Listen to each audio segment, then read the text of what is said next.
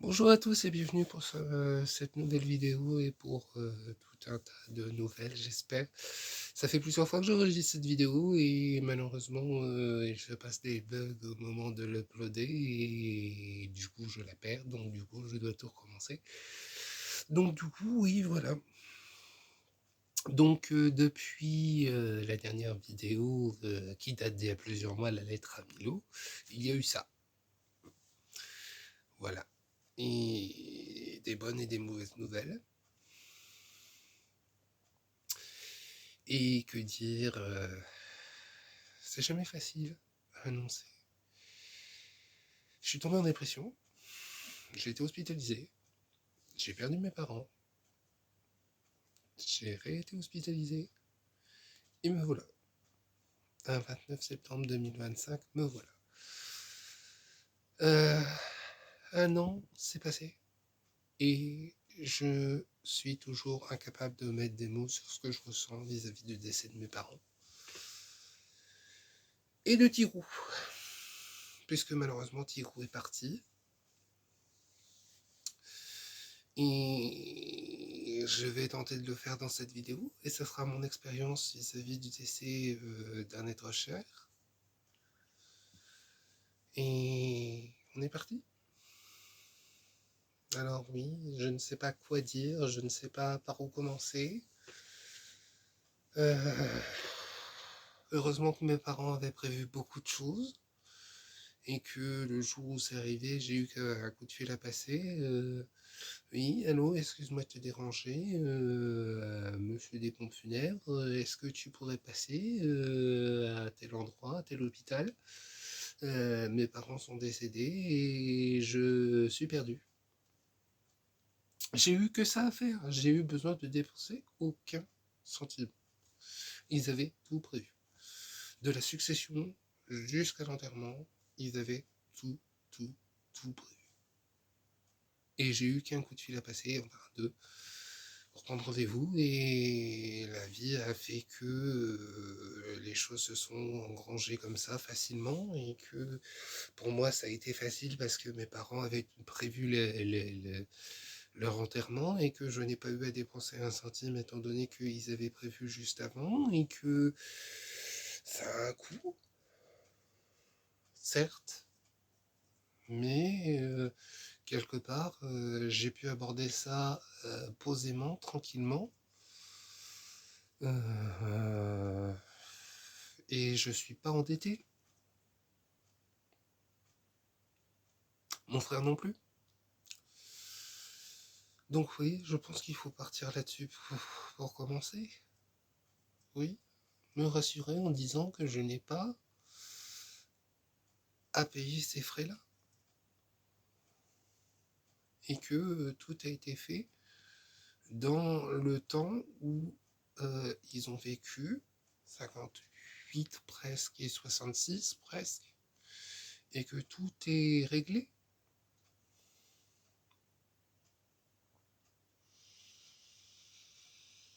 Donc du coup, ça me fait une épine en moins dans le pied et des frais en moins.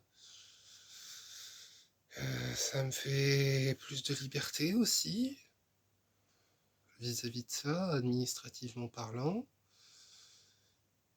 Et même si j'aime beaucoup mes parents, ils me manquent énormément.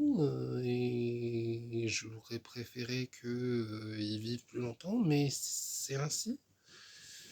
Et j'ai pas pu faire autrement que de vivre et que de les accompagner. Et c'est déjà très bien. Je me dis qu'ils ont été là pendant 30 ans de ma vie et que ben, la dernière année de la leur, j'ai été là pour eux. Et que c'est l'essentiel. C'est pas simple.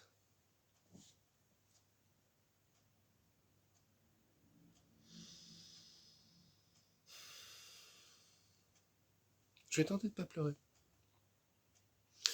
Ça fait 3 fois que je recommence cette vidéo et toujours jamais au même moment, mais les souvenirs font que, et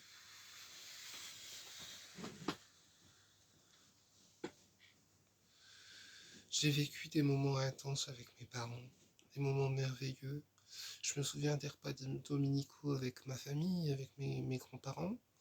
Je me souviens des longues journées chez ma grand-mère avec eux. Je me souviens... Bon, après elle est partie, mais ça c'est autre chose. Je me souviens des longs dimanches avec mes parents, ici. Je me souviens de mes premiers jeux d'enfance. Après, ça a été les jeux sur console avec ma mère.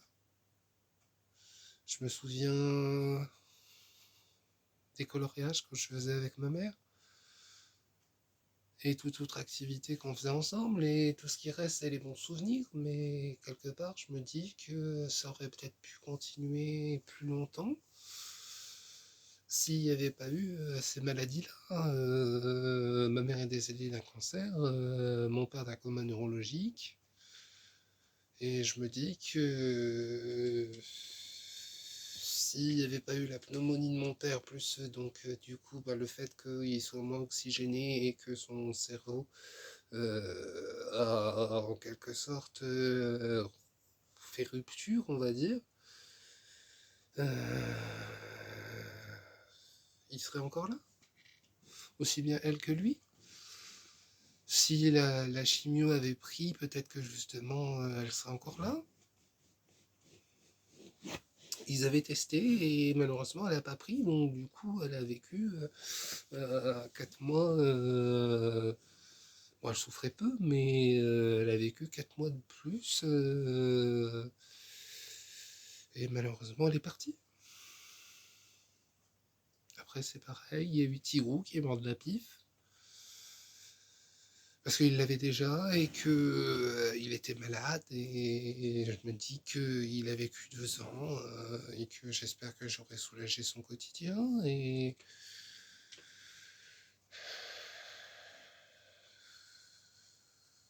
c'est des choses qui arrivent et j'ai essayé de me rassurer, de me dire que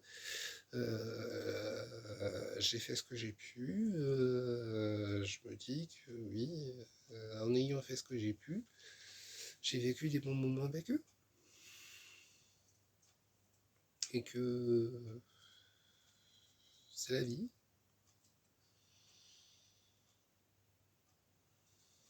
Voilà, c'est la vie.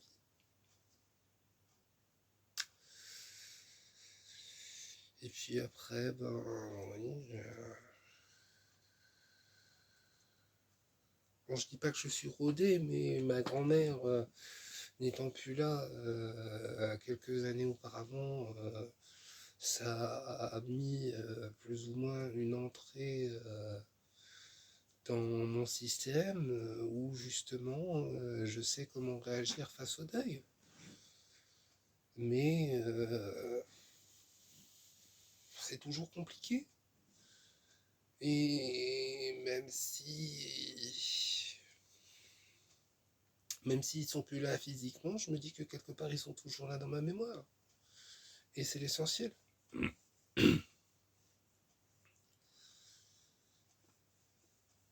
Et je sais pas trop comment aborder la chose. Je sais pas trop comment aborder la chose. Ce qui me manque aussi, c'est leurs conseils. Il y a des moments de ma vie où je me dis, punaise, qu'est-ce que je vais bien pouvoir faire dans cette situation ou dans celle-là? Comment je vais pouvoir avancer? Et je me dis que oui, eux l'ont peut-être vécu au moment où leurs parents sont partis, au moment où, peut-être même avant, hein, au moment de partir de chez leurs parents et que la distance faisant que ils n'ont pas forcément pu les voir comme ils voulaient et qu'ils aient vécu les mêmes choses que moi plus ou moins et que on aurait pu en parler et ouais, leur conseil va me manquer et je suis seul pour, euh, pour affronter le reste de ma vie. Alors même si j'ai de bonnes bases, je sais pas ce que va être le reste de mes jours et j'espère que je vais pas avoir d'énormes soucis à régler.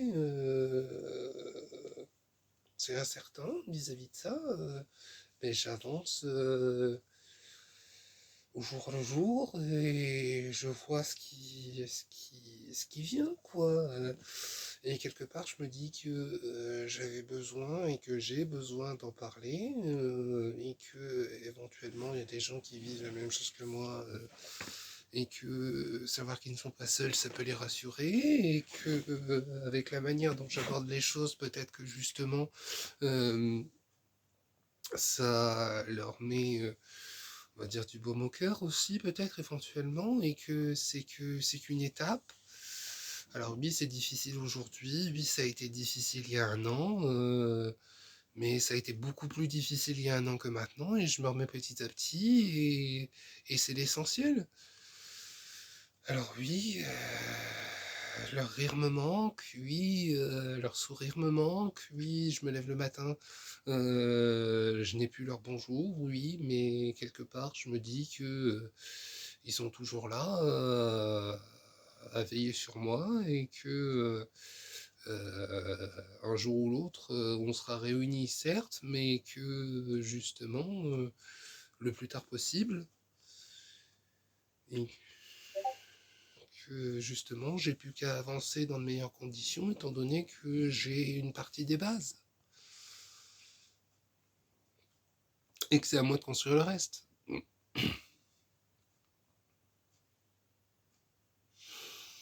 Sinon, voilà, vis-à-vis de ça, quand vis-à-vis de mes parents, quant à mon chat, oui, malheureusement, je ne peux en avoir un pour l'instant, je ne peux en avoir un à nouveau. Alors non pas parce que le deuil n'est pas fait, non, loin de là, c'est que justement la maison n'est pas prête à le recevoir un nouveau chat et que malheureusement bah, Tigrou est décédé d'une maladie et que quelque part je me dis que est-ce que justement j'appréhende pas d'en revoir un et qu'il soit aussi malade et comment je fais pour justement l'aider au mieux je sais pas. Je sais pas. Et comme la maison n'est pas prête, que moi je suis peut-être pas prêt non plus à avoir un petit animal, même si ça m'apporterait quelque chose, je ne suis pas forcément dans de meilleures dispositions, on va dire, pour pouvoir justement le faire et que j'ai besoin d'abord de me mettre moi avec de bonnes dispositions, de me mettre en condition aussi, parce que c'est un impact d'avoir un animal de compagnie dans sa vie, et que faut être présent, et que faut être responsable, et que c'est comme un enfant. Et il faut que je vois, il faut que je laisse le temps au temps, et que je me sens pas prêt à, à revivre avec un animal pour l'instant parce que justement je préfère consacrer du temps à mon bien-être, à ma remise en forme si on peut dire, à ma convalescence vis-à-vis de ça, du décès de mes parents et peut-être que j'avais besoin aussi d'en parler et que